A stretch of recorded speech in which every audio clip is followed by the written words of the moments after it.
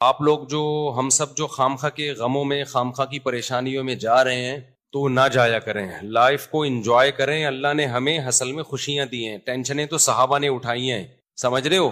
پریشانیاں تو ان لوگوں نے اٹھائی ہیں، میدان جنگ میں کٹتے تھے، شہید ہوتے تھے، بھوک کے اس سے یہ حالت ہوتی تھی۔ قرآن کہتا ہے او مسکینن ذا متربا، ایسے مسکین کو کھانا کھلاؤ جس کو بھوک نے اس کے پیٹ کو مٹی سے ملا دیا ہو، زمین پہ پڑ جاتے ہیں نا بھوک کی وجہ سے، وہ لوگ تھے اصل میں جن کو پریشانی تھی، غربت کی، مہنگائی کی۔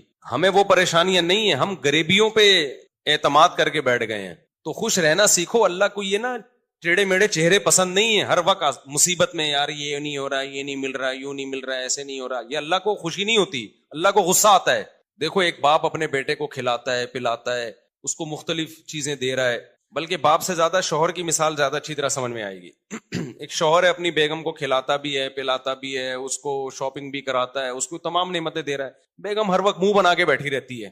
کتنا غصہ آئے گا نا مرد کو، کیونکہ ہم لوگ آدمی ہیں نا، ہم لوگ کو پتا ہے ان چیزوں کا کتنا غصہ آتا ہے نا۔ آدمی کہے گا بیگم کبھی منہ پہ مسکراہٹ بھی لے آیا کرو، کبھی اچھا بھی بول دیا کرو۔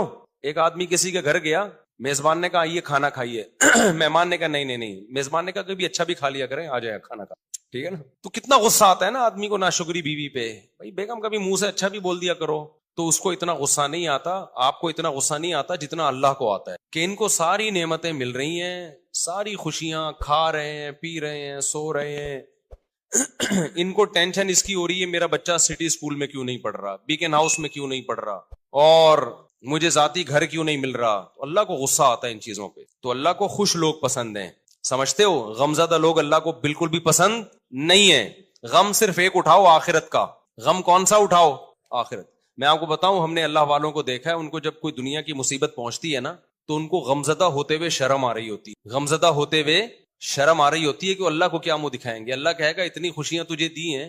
ہمارے حضرت مفتی رشید احمد صاحب رحمہ اللہ آخر عمر میں بیمار ہو گئے، تو جب کوئی ان کے پاس عیادت کے لیے جاتا نا تو ایک عالم آئے ان کی خدمت میں، عیادت کے لیے گئے اور کہنے لگے آپ کو دیکھ کے بڑی ٹینشن ہو رہی ہے۔ تو حضرت نے فرمایا کہ مجھے تو ہو نہیں رہی، آپ کو پتہ نہیں کیوں ہو رہی ہے۔ انہوں نے فرمایا کہ میری عمر 70 سال سے زیادہ ہو گئی ہے، اب بھی بیمار نہیں ہوں گا تو کب ہوں گا بیمار بھائی؟ اب تو اس عمر میں تو زیادہ تر لوگ مر چکے ہوتے ہیں، ہم زندہ ہیں، اس پہ غنیمت ہے بھائی۔ تو ٹینشن نہیں لے رہے تھے وہ، کہہ رہے اب بھی نہیں بیمار ہوں گے تو کب ہوں گے بھائی؟ اب تو بیماری کی عمر ہے بھائی، اب تو جو ہے غریبی چل رہا ہے۔ پھر بھی مانتے نہیں تھے کہ میں بیمار ہوں، ٹھیک ہے نا، ان کو کہ مجھے شرم آتی ہے اپنے آپ کو بیمار کہتے ہوئے۔ بلکہ حضرت تو یہاں تک فرمایا کرتے تھے اگر بیمار ہو نا دوائیں چھپ کے کھایا کرو، دنیا کو نہ بتایا کرو میں بیمار ہوں، میں یہ ٹیبلٹ۔ آج کل دوائیں کھانا فیشن بن گیا ہے، جتنا بڑا آدمی ہوگا نا شوگر کی گولیاں کھا رہا ہوگا۔ یہ ایک فیشن ہے کہ سر جو ہے صبح یہ ٹیبلٹ لیتے ہیں، شام کو یہ ٹیبلٹ کھاتے ہیں۔ غریب آدمی ٹیبلٹ ویبلٹ بیچارہ وہ پاپے چائے میں ڈبو ڈبو کے کھا رہا ہوتا ہے۔ یہ مالداروں کے مسائل ہیں کہ سر آپ کی شوگر کہاں پہنچ، ٹھیک ہے نا۔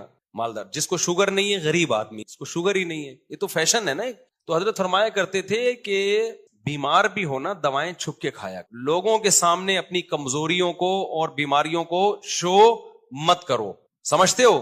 کہ صحیح ہے بس ہم ٹھیک ہیں، بہترین ہے، یہ کچھ زیادہ تقویٰ ہو جائے گا، آپ کھا لیں، ایسا نہ ہو شوگر ہو گئی آپ چھپ کے کہیں جگہ نہیں مل رہی تو مر ہی گئے۔ اب جو دواؤں کا عادی ہو جاتا ہے وہ تو کیا چھپ کے کھائے گا، وہ تو کھلے عام کھاتا ہے۔ اچھا کچھ دوائیں نہیں ہیں، وہ کہلاتی ہیں دوائیں، جیسے ملٹی وٹامن گولیاں، یہ کوئی دوائیں نہیں ہیں۔ اگر یہ کوئی کھا رہا ہے تو یہ کوئی دواؤں کی فہرست میں یہ چیزیں نہیں آتی ہیں۔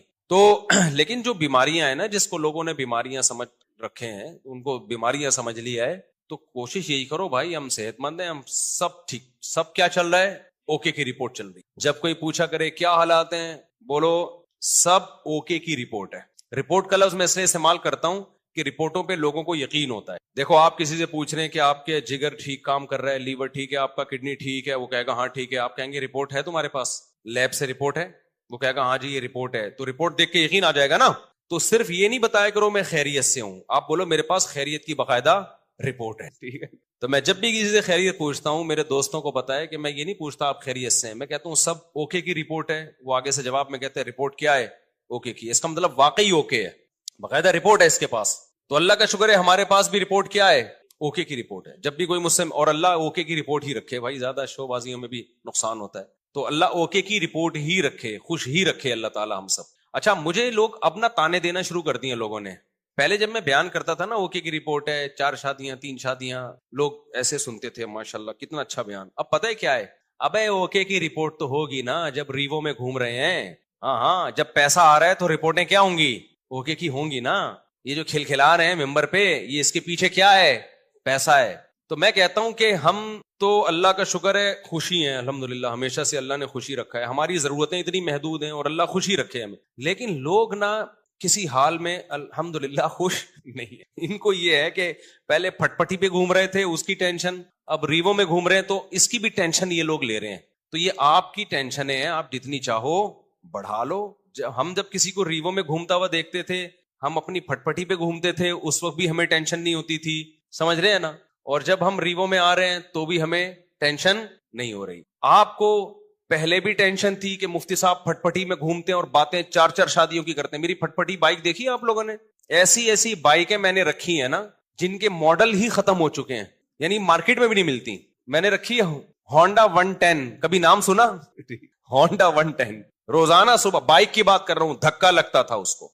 हम उस वक्त इससे ज्यादा खुश थे जितने अब हैं। मेरा जो बचपन से मेरे साथ है ना, वो मुझे ज्यादा जानते हैं, वो मुझे बहुत अच्छी तरह जानते हैं। हमेशा मेरी बातें करोड़ों की रही हैं और दुकान मेरे पास पकौड़ों की रही है। अल्लाह का शुक्र है, मेरे साथ जो मेरे बचपन के दोस्त हैं वो जानते हैं पैसों की तो हमारे कभी बात ही नहीं की हमने, ना पैसा कमाने की कभी फिक्र की है। तो फिर हमने गाड़ी जब मैंने खरीदी ना FX, पुराना मॉडल जिसकी छत पिचकी हुई थी, 40,000 किस्तों पे मैंने गाड़ी ली थी। 40,000 किस्तों पे, 3,000 मंथली किस्त थी। लोग कहते थे इतनी सस्ती किस्तों पे कहां से मिल गई। जब गाड़ी देख के कहते थे मुफ्ती साहब किसी ने आपको चूना लगा दिया है, यानी इस पे भी महंगी है। उसी में हम रिश्ते लेने जा रहे होते थे, तीसरी शादी के। इसको कहते हैं दुकान पकौड़ों की, और बातें करो, खुशी खुशी जाते थे, खुशी खुशी। उसी गाड़ी को देख के रिश्ते रिजेक्ट भी होते थे, ठीक है। फिर भी हम अब से ज्यादा खुश थे अल्हम्दुलिल्लाह। अब से जितने अब खुश हैं इससे ज्यादा खुश। तो ना हम FX में हम परेशान थे, मैं तो इस पे खुश हो रहा था यार, हमारी औकात तो FX की भी नहीं है। 40,000 किस्तों पे मंथली। वो खरीदी क्यों मैंने? मेरे पास सोहराब मोटरसाइकिल थी। सोहराब का नाम सुना है? अच्छा, असल में मेरे पास थी GTO 125। मेरे वालिद साहब का जब इंतकाल हुआ ना, पैसे मिले, हमने कहा अब गाड़ी हल्की नहीं रखे। हमारे शौक हमेशा से बादशाहों वाले रहे हैं। उस वक्त कराची में GTO 125 कावासाकी से बेहतर कोई बाइक नहीं होती थी। जो कराची के लोग हैं वो जानते हैं, सबसे लग्जरी बाइक यही थी। तो मैंने वो खरीदी थी और उसको मैंने 20,000 किलोमीटर तक चलाया होगा कम से कम, क्योंकि 70 किलोमीटर तो जामिया रशीद आने जाने की ड्राइव थी मेरी नेवल कॉलोनी से। ऐसी लग्जरी बाइक हमने रखी हुई थी। पैसा बचाते नहीं थे हम, उसकी टंकी में ही जो भरने में पैसा लगता था। तो हमने हमेशा से सोचा क्या है, ऊपर ही का सोचा है।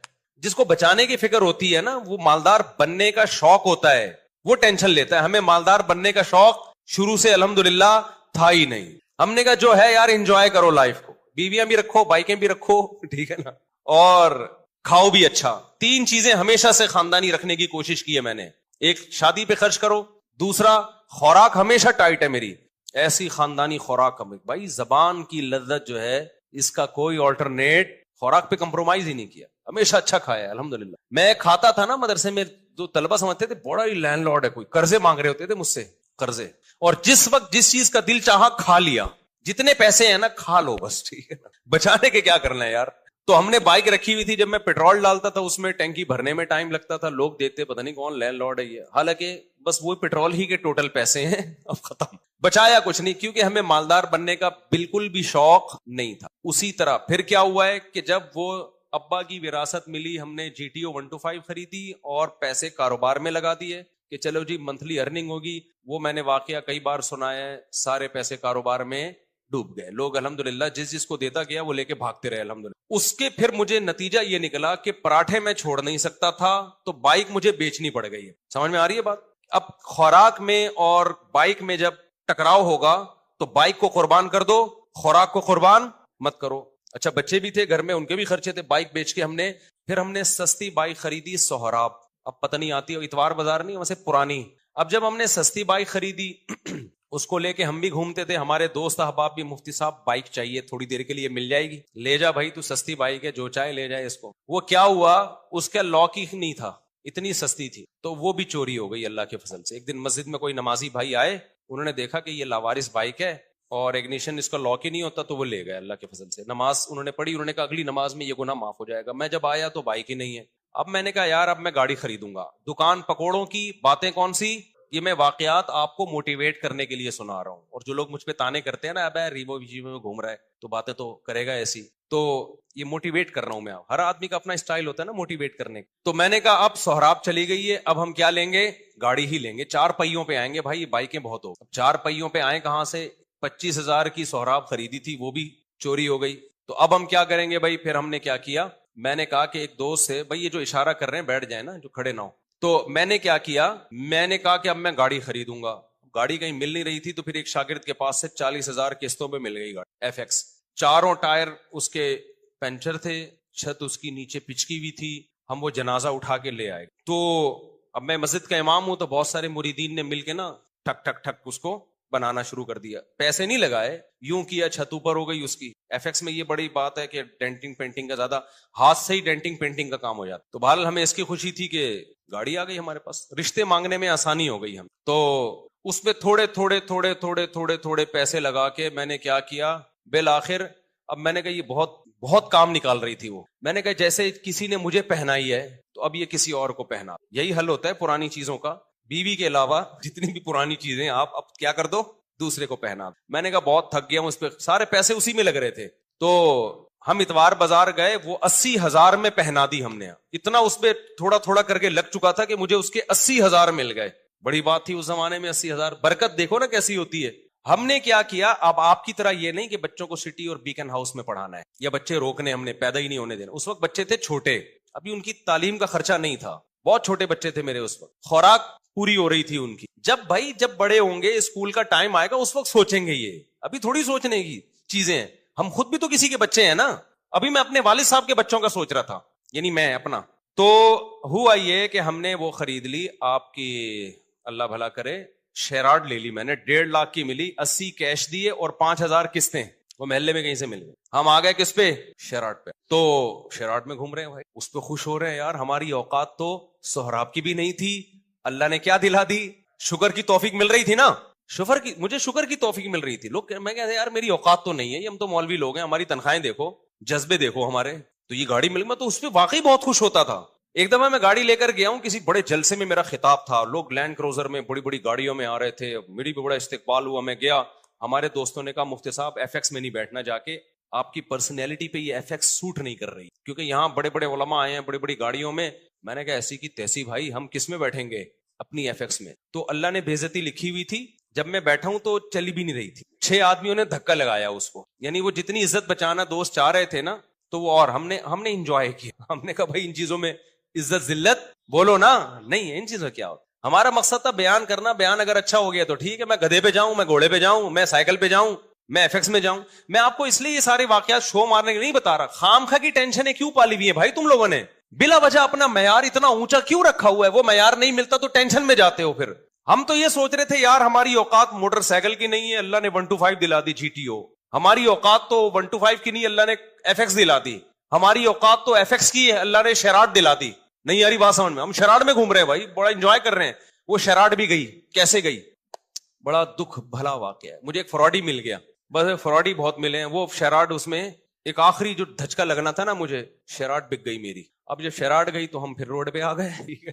تو میں پھر یہاں سے بسوں میں جاتا تھا, W11.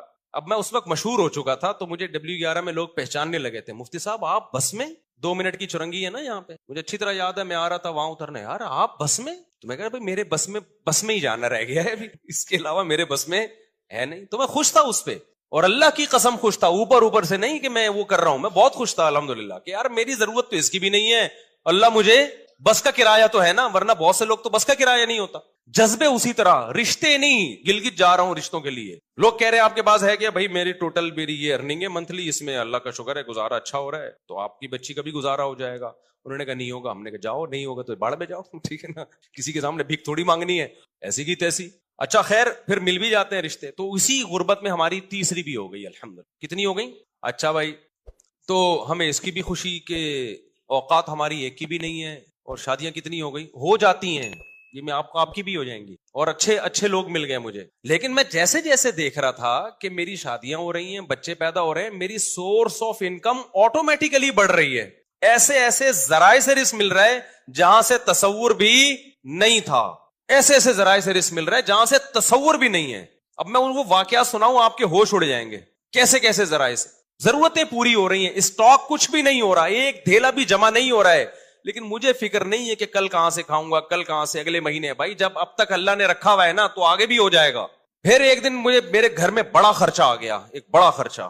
یعنی ڈاکٹر نے کہا بھائی ڈیلیوری آپریشن سے ہوگی. آپریشن کے پیسے نہیں تھے میرے پاس.